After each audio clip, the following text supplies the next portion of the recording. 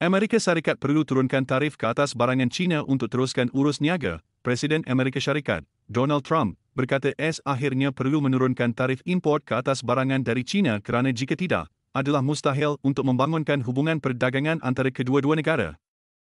Namun begitu, Trump menegaskan bahawa beliau tidak berhasrat menurunkan halangan perdagangan yang sedia ada ke atas barangan China sebagai prasyarat untuk memulakan rundingan antara Washington dan Beijing. Trump juga percaya bahawa ekonomi China sedang terjejas teruk akibat tarif yang dikenakan oleh Amerika. Pada April lalu, Tabung Kewangan Antarabangsa, IMF, mengeluarkan unjuran terkini yang meramalkan pertumbuhan ekonomi China perlahan kepada 4% pada 2025, iaitu 0.6% lebih rendah daripada unjuran sebelumnya. Pada masa sama, IMF turut menurunkan unjuran pertumbuhan keluaran dalam negara kasar, KDNK, bagi tahun ini kepada 1.8%, 0.9% lebih rendah berbanding unjuran Januari lalu.